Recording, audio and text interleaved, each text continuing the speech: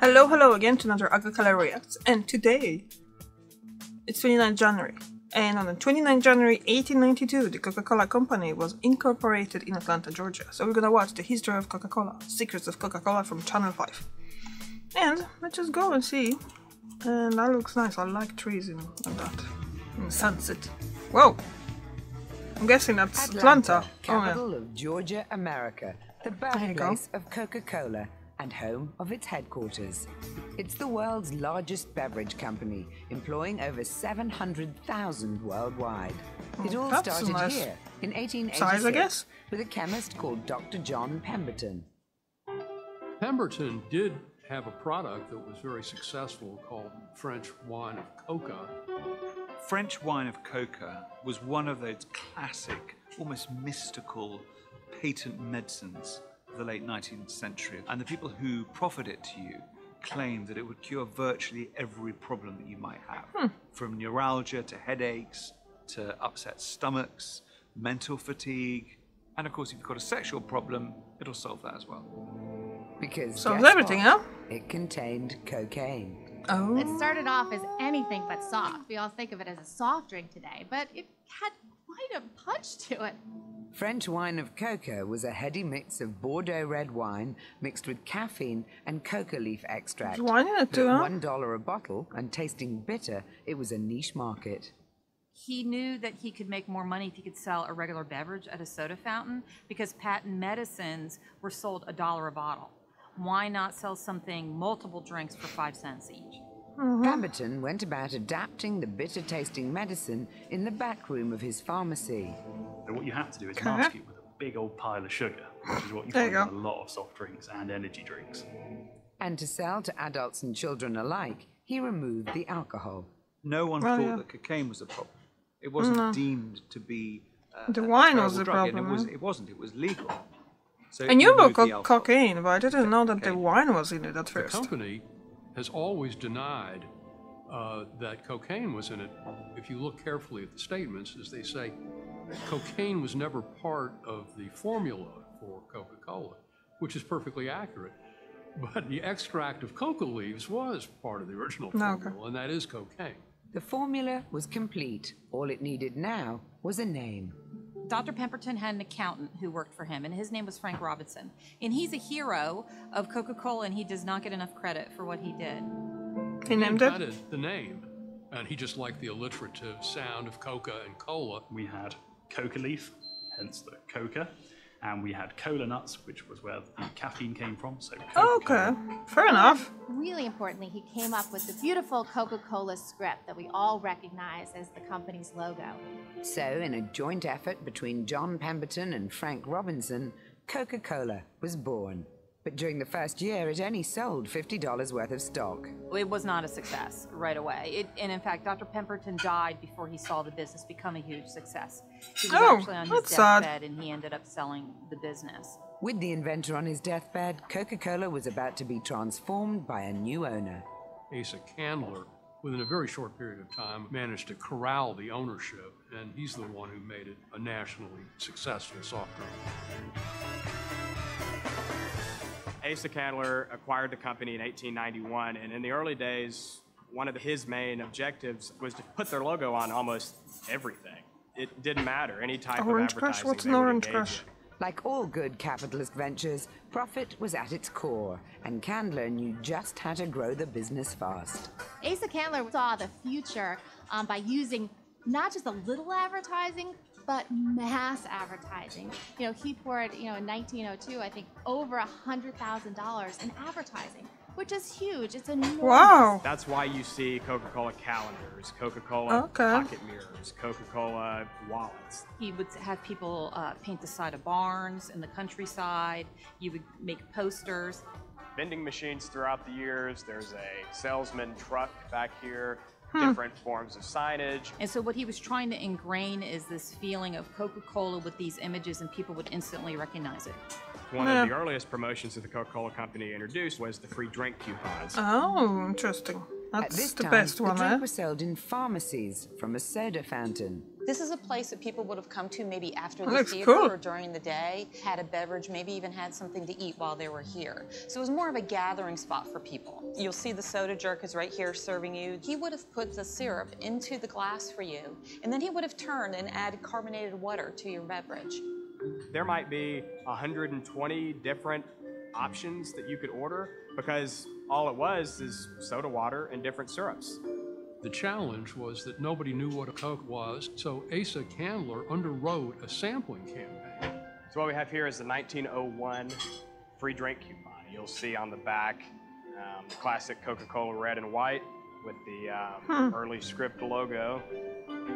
He would write to soda fountain operators and ask them, could you please send me your top 50 customers? And then he would get the addresses and he would send them coupons. Interesting. Asa Candler was confident. He drank it one time and knew, wow, this is so good, I'm going to buy the whole company. And he knew, too, if I can get people to try it one time, even if it's for free, they'll be customers for life. Well, the family lore is that Asa Candler would howl with anguish at the amount of Coca-Cola that he was giving away for free. He was a tight-fisted fellow. But it paid off. What was making $50 a year in 1886 was now making over 11,000 times that by the turn of the century. The business really prospered. It's a big jump. And by the end of the 1890s, they were selling 250,000 gallons of syrup a year.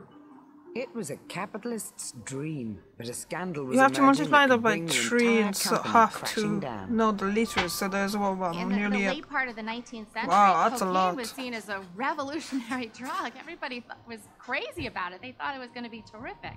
But quickly, at the turn of the century, things really started going against cocaine. There were cocaine scares around the country, and that became a big problem for the company.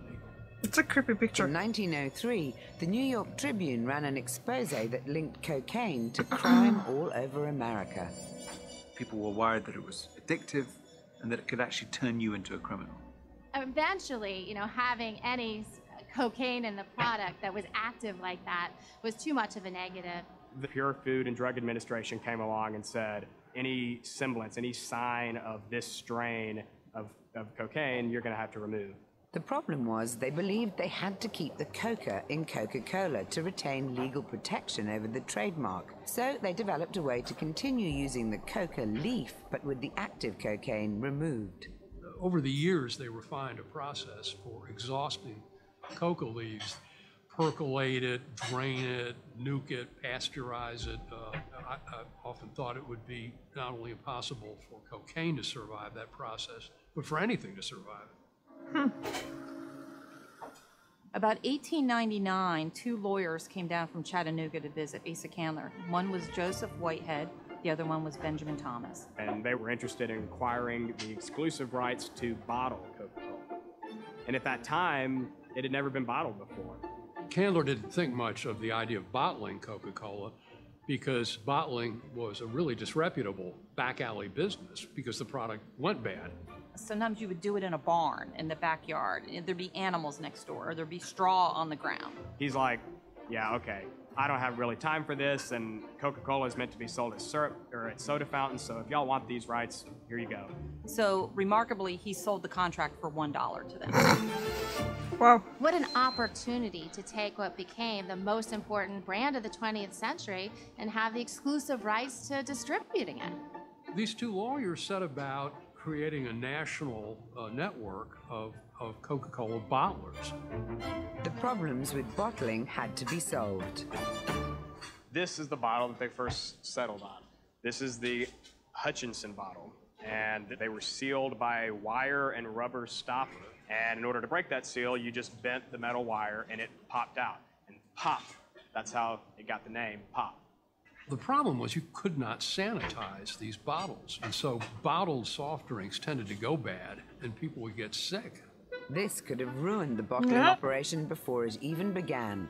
Fortunately, technological advances came in the nick of time. The great stroke of good fortune that came to the early bottlers was a fellow in Baltimore named Painter invented the bottle cap. And so that's when they went to the straight-sided bottle, which you see here. And these bottles could be properly sanitized. Why the other Coke ones couldn't be bottlers all sanitized? across the country went from being back alley belly wash salesmen to being millionaires. And it all happened virtually overnight. People always say Issa was crazy for giving away the Coca-Cola bottling rights for $1. I disagree. I think that was actually one of the best things he ever did. By 1910, just a decade later, you had Coca-Cola bottling plants all across the country, and they were selling oceans of Coca-Cola. It's easy to see how back in the early 20th century, there were other people who wanted to cash in on the unexpected success of the sugary brown liquid. There were a lot of imitators who were imitating off of our name. Africola, Americola, Alicola, Balamicola, Cafe d'Ola, Carbo-Cola, Candy Cola, Capicola, Shericola, and I'm just through the C's so far. It was an endless stream of imitators. And everyone had, different bottles, and they were trying to look like Coke, and Coke didn't even have the same bottle. Some of them had the script at the bottom, some in the middle, some at the top. So there was no consistency. So what would happen is imitators took advantage of that. Here's a Coca-Cola glass, and here's a celery cola glass. And the same thing happened with these amber-colored bottles. The bottles were so similar, customers couldn't tell the difference, especially when they couldn't even properly see the bottles for sale. Bottled soft drinks tended to be sold in huge tubs of dark ice water. Your consumer would plunge an arm into these icy depths and come up with who knows what. 2 bottles of Coca-Cola, yeah? Make sure it's Coca-Cola. All them bottles look pretty much alike. So the bottlers were upset because they were losing business. Mr. Candler was upset because he was losing business also. And again, the company is so smart on the marketing side. They said, wait a minute. We have a chance to really stand out. Let's create our own unique bottle. And in 1915, they did. Is that Coca-Cola? Yes, sir. And that's the brand new bottle for Coca-Cola. They had to be recognizable in the dark or broken on the ground. That was the creative brief for these glass companies. They patterned it after the hobble skirt Betty wears. Pretty nifty, huh? I'll take the hobble skirt. I'll take Betty. Is this the original? This is the original drawing that was done. So you can see they were very close to what they made. This is a prototype of that bottle, and you can see it's bulbous in the middle and a little narrow in the bottom, and it is ribbed and veiny, kind of like a cocoa pod. But cocoa pod is the source of chocolate, nothing to do with coca, the cocaine leaf from which Coca-Cola got its name. I mean, what a great mistake they made, because that beautiful shape was eventually thinned down to the iconic contour bottle that we all know today. More. But the war threatened everything.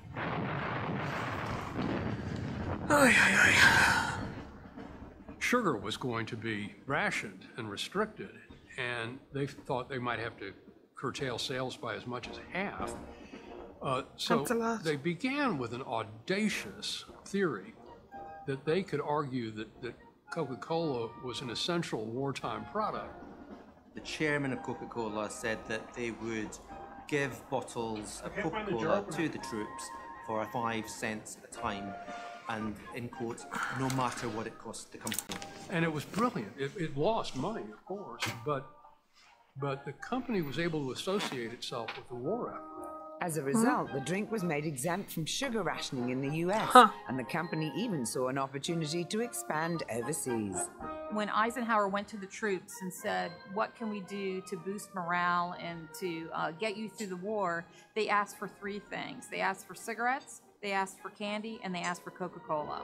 So Eisenhower wrote a note to the company asking for mobile bottling plants.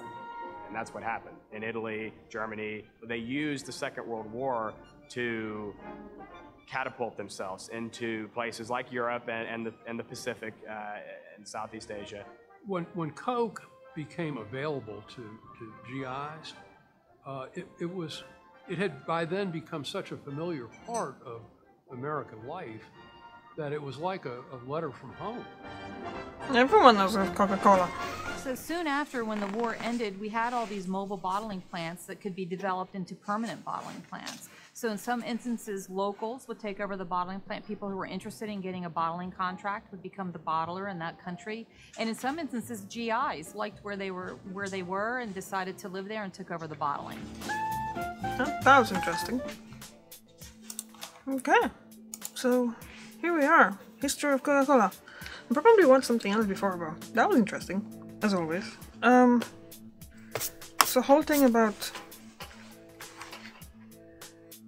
the cocaine, and then the bottle was shaped after the cocoa nut. Huh. And then there was a cola nut used in it as well. I don't know what the cola nut is, but I'm gonna have to look that up. So, do you like Coca-Cola? Because honestly, I prefer Pepsi. Yeah, and most of the time we're buying some cheap versions of cola anyway, so yeah. Anyway, thank you very much for watching and see you tomorrow. Bye!